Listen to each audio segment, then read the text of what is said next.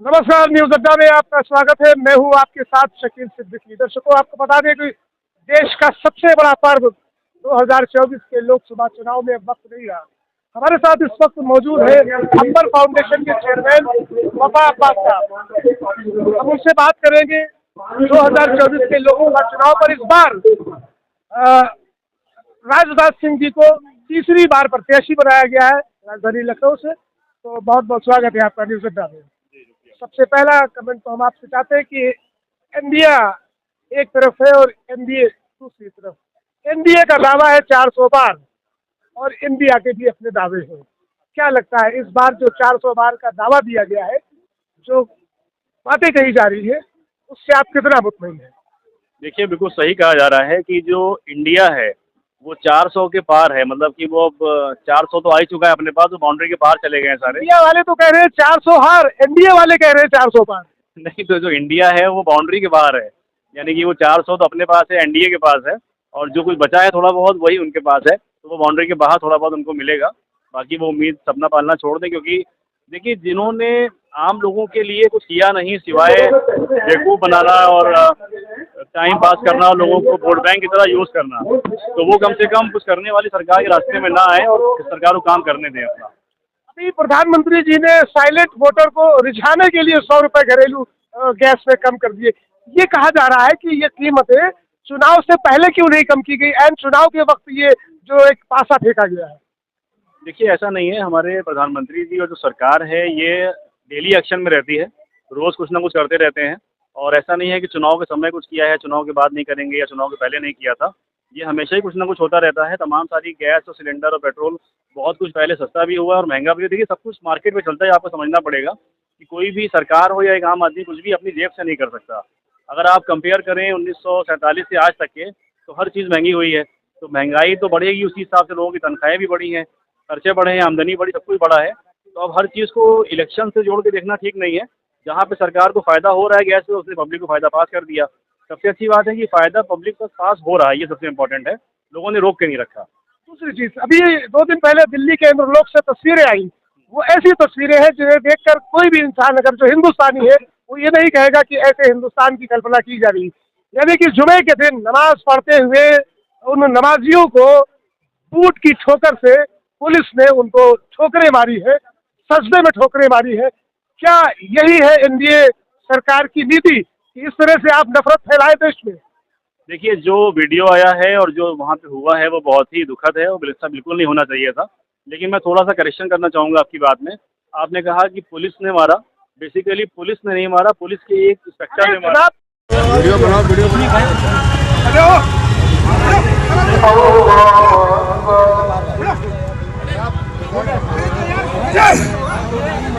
भाई सजदे में थे, देख सकते हो भाई लोग, सजदे में थे भाई लोग जितने भी है। नियत कर रखे थे, इसने लात मारा है, पुलिस वाले ने लात मार रहा है और मुसलमानों को मार रहा है। ये इंदर लोग की वीडियो है।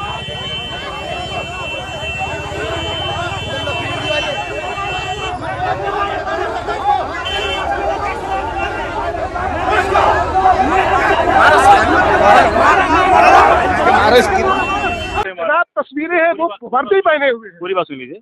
देखिए, पुलिस फोर्स की जब हम बात करते हैं तो हम पुलिस फोर्स पर क्वेश्चन नहीं उठा सकते।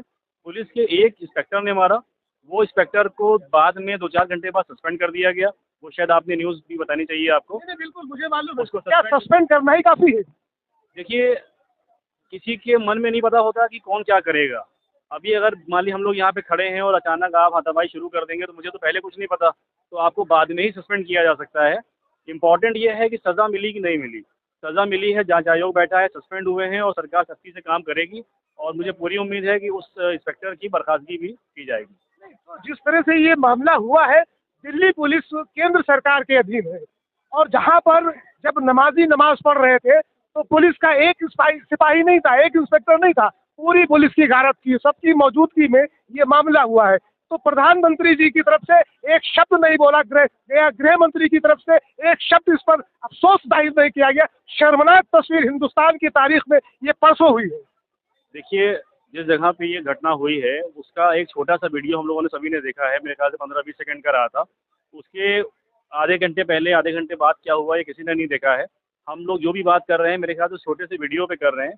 उस वीडियो में ये दिख रहा है कि कुछ लोग सड़क पे नमाज़ पढ़ रहे हैं और एक पुलिस का इंस्पेक्टर या सब इंस्पेक्टर जो भी हो रहे हों वो उनको लात मार रहे हैं, जो कि बहुत ही गलत है। और उस इंस्पेक्टर के ऊपर बाद में कार्रवाई हुई है और उस पूरी घटना में क्या रहा है ये हम लोग को ठीक से नहीं पता है। मुझे इतना पता है कि जिस आदमी ने गलत हरकत की, जिस इंस्पेक्टर ने, उसके ऊपर तुरंत कार्रवाई की गई है। अब हर मुद्दे को प्रधानमंत्री और गृह मंत्री और सरकार से जोड़ने क्यों नहीं जोड़ा जाएगा? हिंदुस्तान की तारीख में बदनुमा धब्बा लगा है ये, आप कह रहे हैं नहीं जोड़ना चाहिए। अच्छा देखिए, आप ये बताइए कि आज से पहले भी सरकारें रही हैं कि नहीं रही, आप बताइए। नहीं, सुनिए, मेरी पूरी बात हो जाने दीजिए। देखिए, आपको याद होगा कि मुरादाबाद में पुलिस डिपार्टमेंट ने किसी सरकार के दौरान ही काफ़ी अत्याचार किया था और बहुत सारी लाशें बताते दिल्ली तक बहती हुई गई थी। उसके बाद पिछली सरकार में मुजफ्फरनगर दंगा हुआ, वहाँ भी बहुत सारा अत्याचार हुआ, लोगों की लाशें कहाँ मिली। अभी इस सरकार में अगर आप देखें पिछले 10 सालों के दौरान या स्टेट गवर्नमेंट की 5 सालों के 6 सालों के दौरान में, तो आपको इस तरह की घटनाएं फिंगर टिप पे गिन लेंगे आप गिन के बता सकते हैं 1 2 3 4 5 6 7 8 9 10। 700 किसान, पूरी बात सुन लीजिए। इस तरह की घटनाएं आप गिन सकते हैं, क्योंकि 150 करोड़ की आबादी में आप हर इंसान पे लगाम नहीं लगा सकते। कोई भी गलत हरकत अगर करता है उसके ऊपर कार्रवाई हो रही सबसे इम्पोर्टेंट है। लोग पकड़े जा रहे हैं, लोग जेल भेजे जा रहे हैं, लोगों पे कार्रवाई हो रही है, ये इम्पोर्टेंट है। ऐसा नहीं हो रहा है कि बिना कार्रवाई के लोगों को छोड़ा जा रहा है। जिन सांसदों ने गलत टिप्पणी की उनके सबके टिकट काट दिए गए, आपके सामने हैं। जिस इंस्पेक्टर ने गलत हरकत करी उसको कार्रवाई कर दी गई। अगर कार्रवाई ना की जाती तो आपका सवाल होता, लेकिन अगर आप किसी चीज़ को सरकार की कार्रवाई करने के बाद भी मुद्दा बनाते रहेंगे तो देखिए कहाँ की सच्चाई है। आपने बात साहब ये कहा कि एक इंस्पेक्टर था जिसने बूथ मारा, नहीं, 1 मिनट का वीडियो है, हमारे पास वो वीडियो है।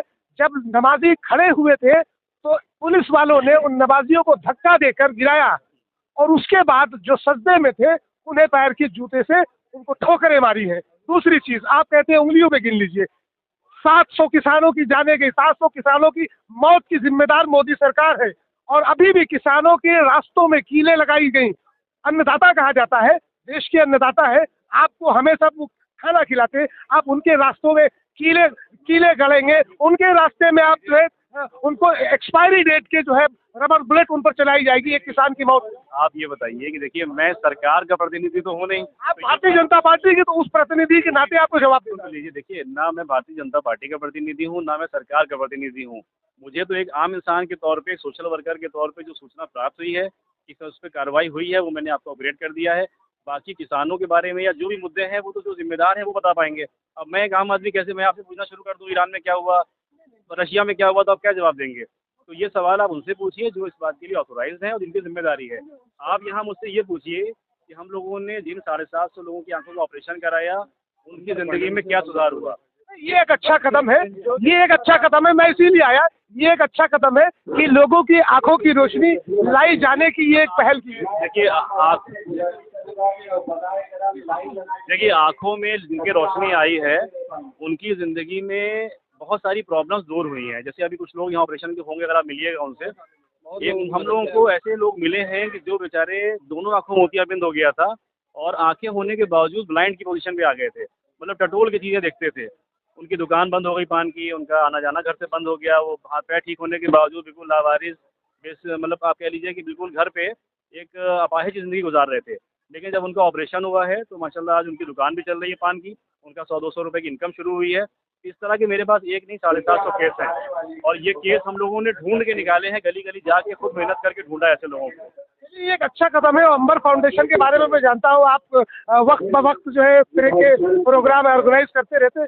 सवाल मेरा इसलिए था कि भारतीय जनता पार्टी का ये प्रोग्राम है, राजनाथ सिंह को तीसरी बार प्रत्याशी बनाया गया है, दूसरी तरफ समाजवादी की तरफ से, इंडी की तरफ से रविदास मेहरोत्रा को खड़ा किया गया है।